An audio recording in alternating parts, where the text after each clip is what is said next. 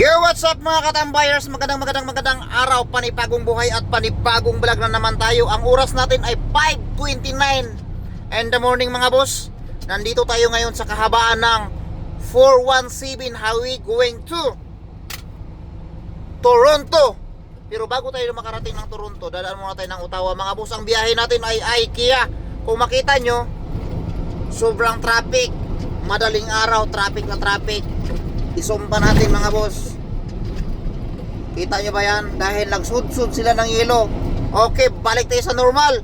Magandang araw sa inyo mga katambayers. Nandito naman ang inyong lingkod at naghahatid ng magandang balita sa ibabaw at sa ilalim ng lupa. Ahahay!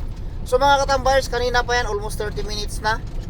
Di pa rin nila matapos-tapos kasi maraming snow dyan sa kaliwat kanan mga katambayers, kasi nga bubuhos ang yelo kanina.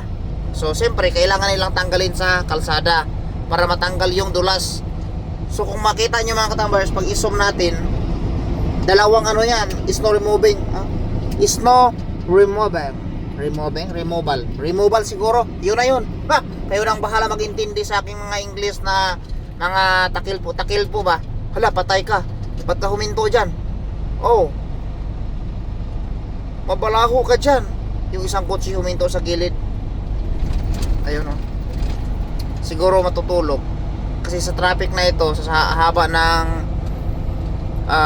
traffic, hindi niya matiis. Kaya huminto siguro muna.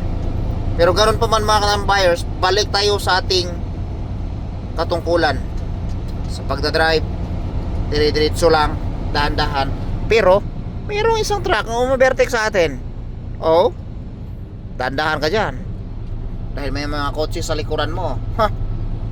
Siguro Amazon yan. Pag Amazon kasi nagmamadali hindi tayo pwede magmamadali mga katambayers kasi per hour tayo.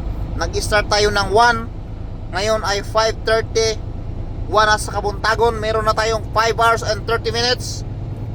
Hi, bye bye mga boss. Mamaya update ko kayo pag nakarating na tayo sa IKEA Ottawa. Bye bye. Hi.